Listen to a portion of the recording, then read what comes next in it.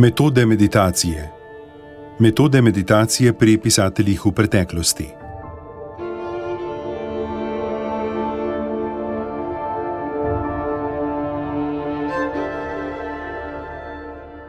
Metoda meditacije je novejši pojem v duhovni literaturi.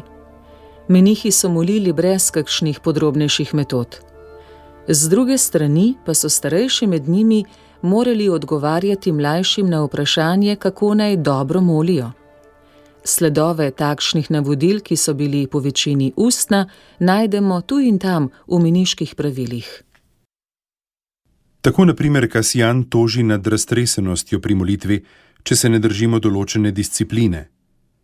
Raztreseni smo, ker nam manjka neka trdna osnova, določena oblika, v katero bi mogli omejiti nemirnega duha. Želimo imeti varen pristan, v katerem bi ladja naših razmišljanj mogla počivati po tolikih tavanjih skozi nevihte. Kasijan ne opisuje podrobno te discipline in oblike, tudi drugi tega ne storijo zadosti. Zato mnogi pravijo, da se je začela metoda meditacije širiti šele pod vplivom svetega Ignacija Lojolskega. V samostanih so poznali branje svetega pisma, duhovnih knjig, molitev psalmov, toda ne meditacij. Takšna trditev poenostavlja zgodovinsko resnico. Tudi v srednjem veku so razlikovali branje od meditacije, ki je dopolnitev predhodnega branja. Tako na primer spis Nebeška lestev, ki ga pripisujejo svetemu Bernardu, vendar ga je dejansko napisal Guido, drugi kartuzijanski prior, trdi, da branje brez meditacije postane brezplodno, meditacija brez branja raztresena, molitev brez meditacije mlačna, meditacija brez molitve nekoristna. Molitev združena z meditacijo preobraža človeka, vendar bi bil prehod k kontemplaciji brez molitve čudež. Starodavnim kontemplativnim redovom dejansko ni bilo treba razpravljati o meditaciji, saj je spadala k njihovemu vsakdanjemu življenju. V 13. stoletju pa so se rodili novi apostolski redovi.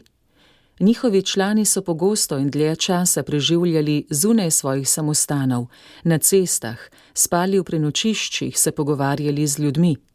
Ne čudi nas, da se je bilo v takem okolju težko zbrati za molitev. Zato so pisali zanje tako imenovana navodila o tem, kako se obnašati v molitvi. V 15. stoletju so se širile tako imenovane skale, lestve, nizi meditacij za ves teden ali mesec. Njihov namen je bil poglobiti glavne resnice duhovnega življenja. Opat Ludvik Barbo, ki je umrl leta 1443, je dal svojim sobratom lepo metodo, kako preživeti 1 uro v meditaciji. Tako imenovani Devocio Moderna je na flamskem in nizozemskem širila in bolj priporočala osebno meditacijo, kakor skupno korno molitev. Snov meditacije so začeli deliti v punkta, točke, ob vsaki izmed njih je bilo označeno, kaj naj bi storil razum in kaj volja.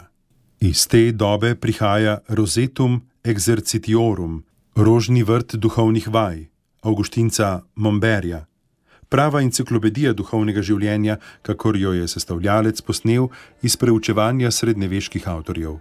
V Španiji je podobno knjigo Exercitatorio napisal opat iz Monserraja Garcia de Cisneros.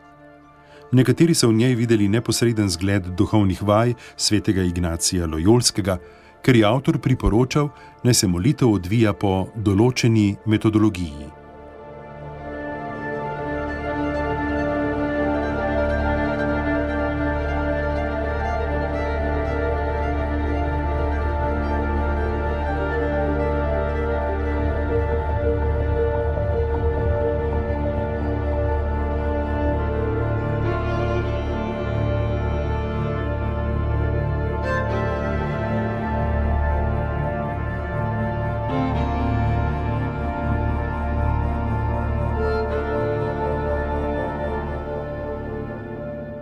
Zapiski mistika.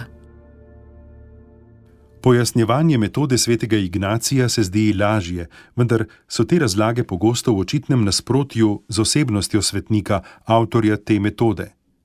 Metoda se zdi racionalna, abstraktna, sholastična, medtem ko je bila njegova molitev povsem drugačna. Po zabeležkah patra Ribadeira, ki ga je dobro poznal, je mogoče reči, da je bil eden od velikih mistikov cerkve. V njegovi avtobiografiji dejansko beremo o velikih razodetjih, na primer presvete Trojice, Boga stvarnika, odrešenika v Hostiji. Okrog 30krat je videl Jezusa osebno.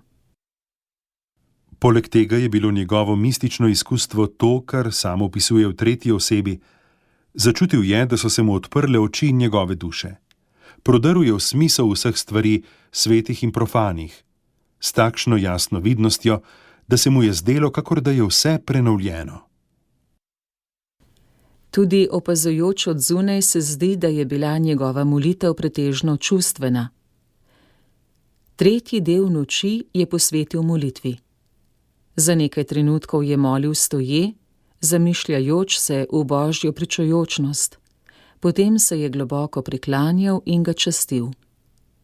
Nato je vstal na kolenih, dokler je imel kaj moči, ali pa je sedel na nizek stol v drži češčenja in ponižnosti. Čim se je zbral, so začele po njegovem obrazu teči